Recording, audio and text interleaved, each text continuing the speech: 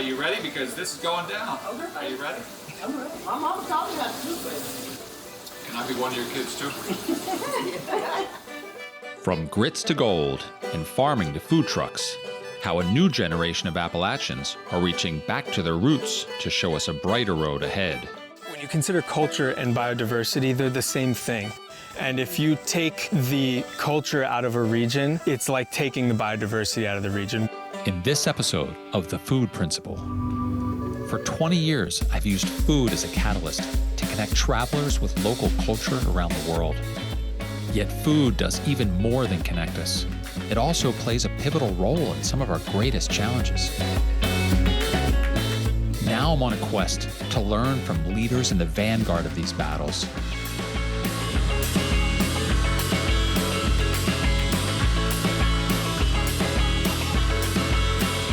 All using the power of food to plant a better planet. I'm Jim Kane, and this is The Food Principle.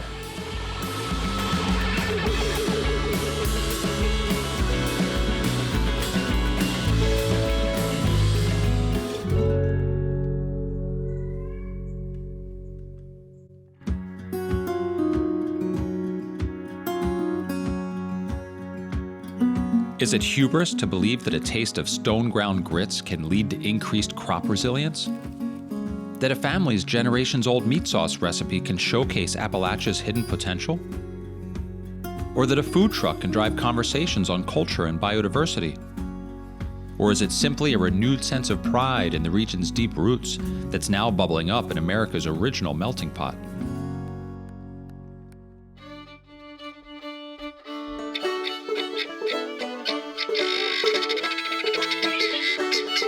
Nestled in the mountains of western North Carolina is the home and mill of David Bauer, whose unassuming project, Farm and Sparrow, seeks to reignite the role of the community mill in land-raised grains grown in Appalachia.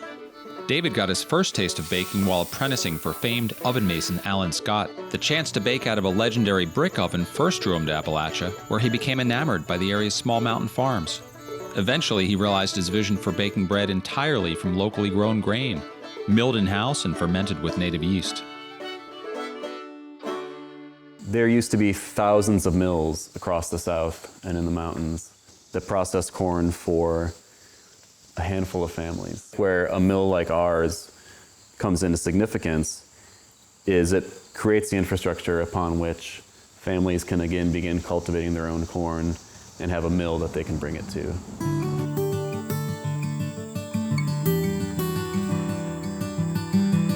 See the system here where like the bean is essentially using the corn as a trellis. Mm-hmm. And for whatever reason it does really well. Like when you get right here, when the bean vines essentially anchor onto the corn plant itself. Yeah. Boy, that's really wrapped around there. Yeah. Mm-hmm. David works with farmers to develop and grow land-raised grains, especially corn.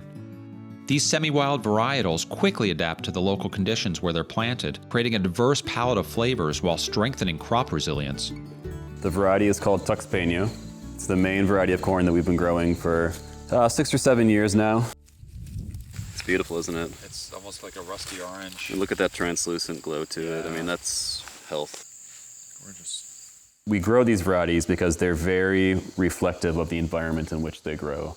They respond to the soil, they respond to the weather, they respond to the planting season, and ultimately they respond to whatever selections are being made by the farmer themselves. And is the end goal the flavor of dish that you end up making with this? Partially to produce something that has a beautiful flavor that expresses the place, and to create a sense of ownership amongst farmers and amongst homesteaders and amongst gardeners of this is my corn, it is an expression of where I live. Where did this all start, this raising corn, raising mice in this area? In many ways, like what I'm doing right here is what the Cherokee did for thousands of years. It's just a concept that's become largely forgotten within the last 100 years.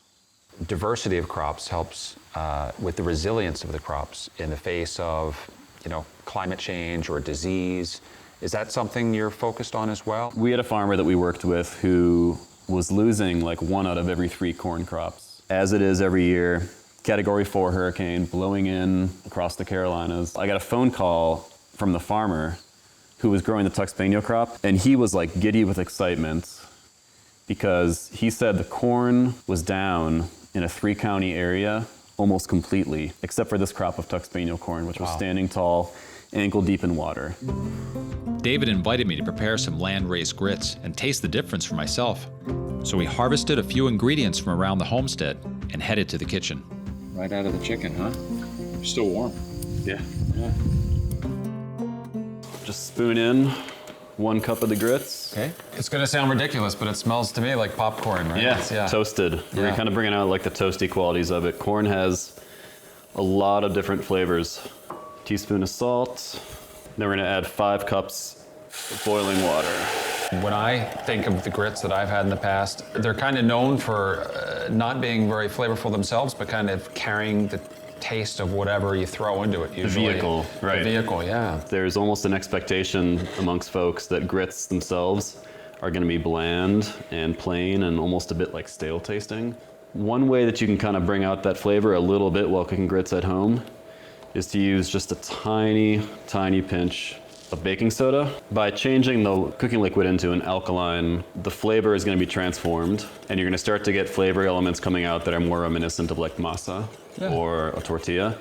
And the color is gonna start to transform from the corn too. So what was like a light yellow, kernel will become like a deep orange kernel. Those flavors are gonna start popping out. Maybe there's a stigma of grits as sort of being like looked down upon food. You're trying to change that perception. Do you think there's some parallel to that between the perceptions of Appalachia in general? What the world now knows of grits is this very kind of plain, simple, white, bland food. And so in the same sense that like the story of Appalachia and all of its diversity has really been watered down, I think the story of grits and even the end product of grits in many ways has been watered down over the past 100 years.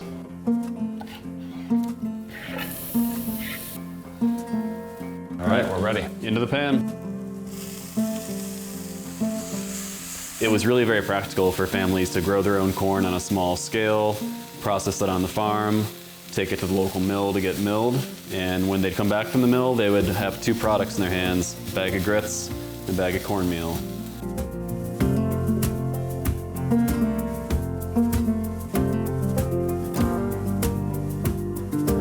Grits from our corn, egg from our chickens, some tomatoes, onions from our garden. All right, so taste your grits first by themselves. The opposite of bland. Yeah, it's a mouth punch, it's nice. This is reminding me of that comment when you had that first bite of real grits, how it changed your thinking. I met an older farmer. He sent me home with a bag of grits. I cooked them on a Sunday morning, not expecting it to be anything that special, and was blown away by like the rich bouquet, like the aroma coming off of the bowl. I couldn't believe it. I would say from the moment that I had that bite of grits, I knew that the way to express terroir here in the mountains was through corn. I think that you can't really connect with your food without connecting with other people. And I think you can't really connect with other people without connecting through food. Tucked into the southwest corner of West Virginia, McDowell County is considered remote, even for those living in adjacent counties. It's a land as rugged as it is beautiful. That's where I went to meet Jason Tart, a small farmer and former military contractor who returned after years of living away to the childhood home he calls the camp. Because it's getting ready to get hot out here, your roots aren't going to make it. Just transplanted some kale in about a few months. These are fall crops, so it's about that time of year to get the cold weather stuff in, so that's what we're in the middle of right now. My name is Jason Tart, a small farmer here in McDowell County, West Virginia. This is where we call home. This is where I was born and raised, in one of the most beautiful places in this country. I think Appalachia in general is largely overlooked and underappreciated, so we're here to kind of bring that spark back and put eyes on this place again. Just really down here trying to help grow the economy, grow the community. We've obviously got enough bad things going on that's been well publicized, so just doing what we can to right the ship. What is this area producing in terms of help paint a picture of that? The beauty of it is for agriculture in Appalachia, we don't have to reinvent anything. You talk about medication, people have been getting medicinal herbs out of these mountains forever. Fruit trees grow naturally here, nut trees grow naturally here. So these mountains produce a lot of things we're just simply not taking advantage of. You know, we just accept it as it is and enhance it, make it better. We can do it in an environmentally friendly way very easily here. The folks that were here living off the land and doing these things have passed on or older now and just can't do it anymore. So we just have to go back, you know, again, return to our roots, go back to what our ancestors were doing here, and the land will speak to us. We have to understand how to cooperate with nature as opposed to bending nature to what we want it to be. A lot of African Americans that used to be here in Appalachia have left to certain urban centers. But putting that long lens back on helped me understand what is the contribution of Black Appalachians over the course of the last couple centuries here. It's been enormous for the entire country, but particularly Appalachia has a rich African-American history. You had Black communities that were thriving, and that was because the resources and the money was circulating in those communities. And after integration, that kind of went away.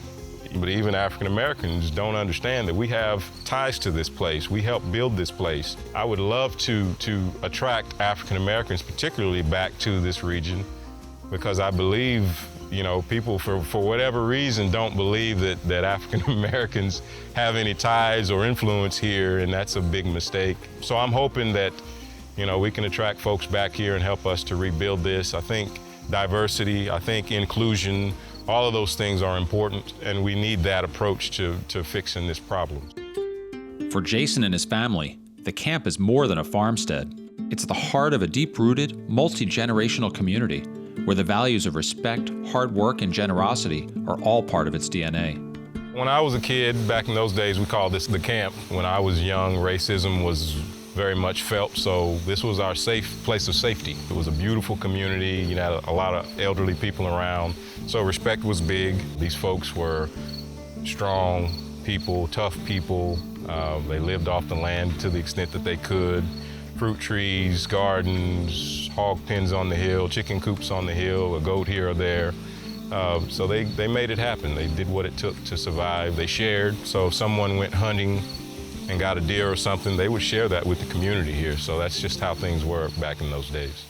Jason hopes the camp will serve as a beacon to others, especially African Americans, while showcasing Appalachia's hidden potential as a model for forest farming and food entrepreneurship. What's your dream going forward? To get people to realize the greatness of this place and to rebuild, you know, to bring this place back to what it once was and better. It's obvious we're much more than coal. And that's what I want this community, the country, to understand, is Appalachia, West Virginia is more than coal. We'll eat this meal one bite at a time, but so far it's working out really well, and we're very encouraged about where things are going. So the next 10 years, we're gonna put this place back on the map.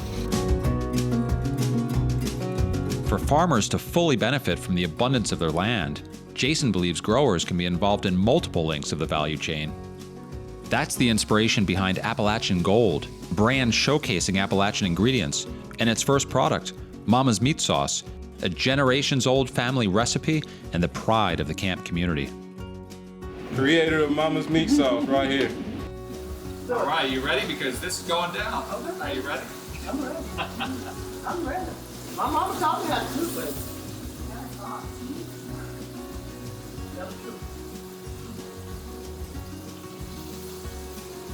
Can I be one of your kids too? So food has always been a big deal. It always was one of those things that could bring people together. So we came up with the Appalachian Gold brand. The history of this sauce and where it came from, it was born out of hardship. It was born out of struggle. And you know, for African Americans, there was no running out buying this or buying that. It's use what you have or find something to, you know, make it work. This is something that this entire community is taking pride in, because my great-grandmother, everyone came from miles around to experience her food. And that's where Mama's Meat Sauce was born out of. We're working on a couple other product lines as we speak, because Appalachian Gold is just what it is. We're sitting on a gold mine here, and no one's talking about it. No one's bringing awareness to what we have here, and it's time for that to stop. Well, Jason told me about the story of Miss Alberta and this sauce that she used to make up. It's been in your family a long time. Yeah. Why'd you decide to to let the secret out and make a product out of it that other people can taste? We just decided to see what it can do. And so far, everybody loves it, so let's let the world love it. When Mama would come out and fix that barbecue sauce, everybody would talk about it. It was that good, but I never dreamed that all of this little bit of thing would come out so big, so. Jason was sharing with me that the vision for this is to come out with a whole line of products under the Appalachian Gold brand. Yes. What's coming next after meat sauce? You know what? After today, I actually think I'm gonna talk to Jason about making some salad dressing, because really the salad dressing that you all had, it was made out of this sauce. Looks like you have one more project, Jason. Yes, we do. We have several, Jim. We have several.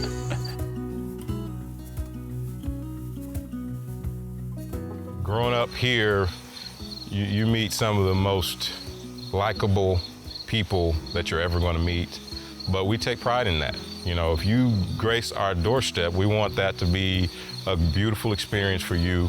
You know, we're God-fearing people, and of course, we want that to be, you know, portrayed to anyone we come into contact as well.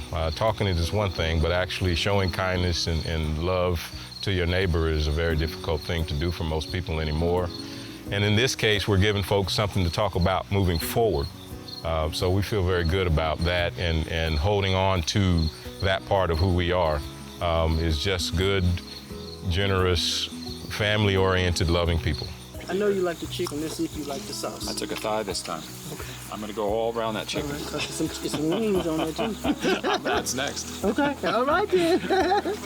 You're talking about conservation. Personally, I think that Appalachia can be very instrumental in paving the way forward for agriculture in the whole country. Because we've got an opportunity to do something here the right way, and hopefully, you know, that can be replicated. Preserving the beauty that you see, you know, preservation, conservation, just making sure that we're doing things in an environmentally friendly way. Growing on the land in a way that doesn't destroy it. Absolutely. From McDowell County, I headed south to Abington, Virginia, home of the Packalachian, a food truck that celebrates biodiversity and sparks conversations on culture through a delicious mashup of Appalachian and Pakistani cuisine. Mohsen and Caitlin, the husband and wife co-owners, try to incorporate biodiversity education into every aspect of their lives, having converted much of their own property into an edible ecosystem. This is a huge one. This is autumn olive. This is like an invasive that has runners. Autumn olive. Yeah. Okay. Super invasive. It's a Is this the same? Is this the same that I'm seeing? Yeah, you can tell by the silver. Do I have permission to pull this thing out then? So their root system. Oh man. The thing about an autumn olive is their root system makes them almost impossible to kill off. Oh wow. They produce these really tiny berries, like really tall astringent berries that drop, and they super produce every single year. And it actually is a remnant of coal mining, because when they did mountaintop removal, one of the ways that they would reduce erosion is planting these. I was going to say, now when I just pulled this thing out, have I taken care of this particular autumn olive, or is it still? This much of it is still left, and it will sprout from that. Wow. It's crazy. Southern Appalachia is one of the most biodiverse places in the United States. We have really focused on trying to make our area an educational place that also supports the food truck.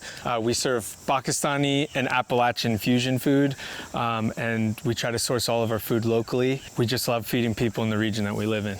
We didn't date for very long. We got married, and one of the ways we got to know each other was she'd feed me and I would feed her. Yeah. And that's how this food truck started, legitimately. Like, he was making food he grew up with, I was making food I grew up with, and then it would go together. And these leftovers were great, right? Literally, Curry Me Down South is leftovers that we made up. I've been hearing about this Curry Me Down South.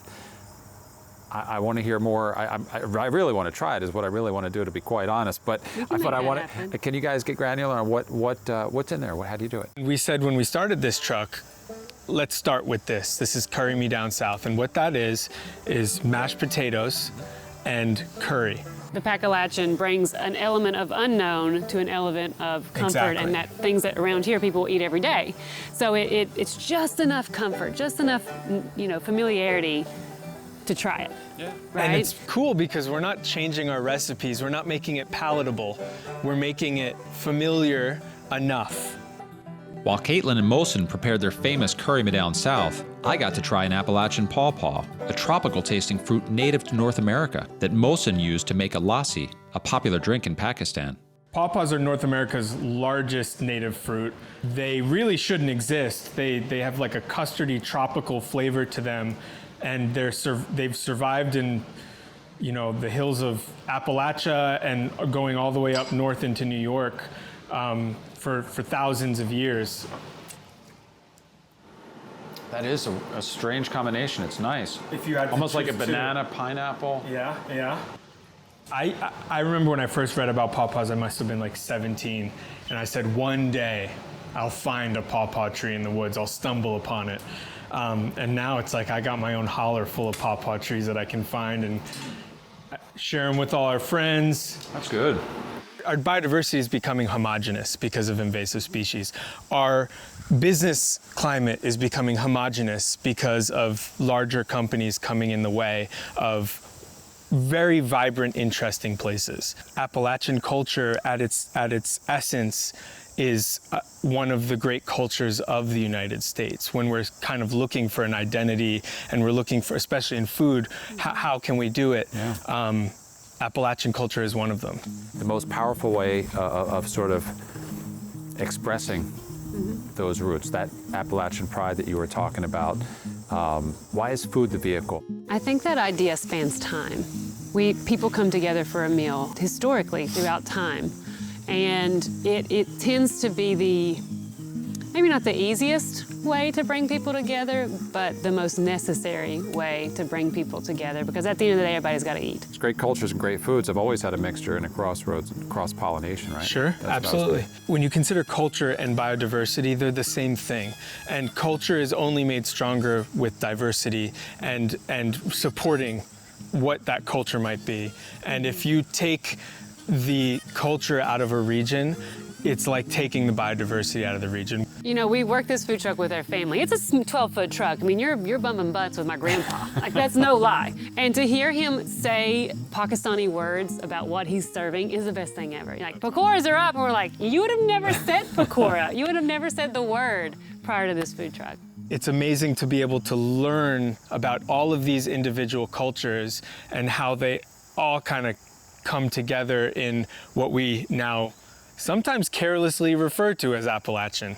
With biodiversity, it's 10 times more complex than you think. With culture, 10 times more complex than you think. What we take for granted is something that had to be developed and worked on because of interchange of cultures. And I would add 10 times more rich than you think, too. Yeah. Until you experience it.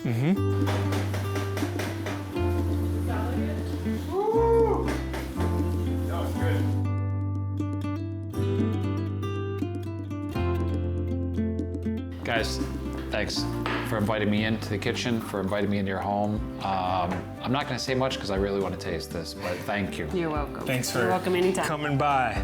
I think the beauty of Curry Me Down South is it's something that starts with mashed potatoes and curry, but by the time it's all said and done, it's been completely mixed into each other and eaten.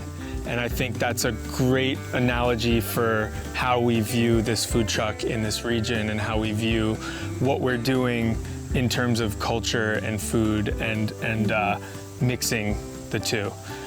So much so that at the end of it, you don't know which is which. It's all the same. Caitlin mentioned that between work and raising a young family, little time remained for leisure, but that if there was ever a need and a purpose, time could always be made.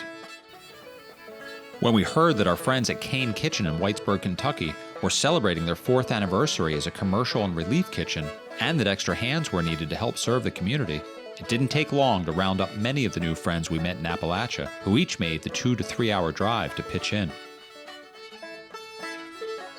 Despite the suffering and stereotypes inflicted by decades of outsider exploitation, Appalachians are determined to write their own narrative as they forge a new future. One in which forgiveness and grace partners with cultivation and care, where deep roots and diversity are celebrated, and where communities rise together, hand in hand with stewardship of the land.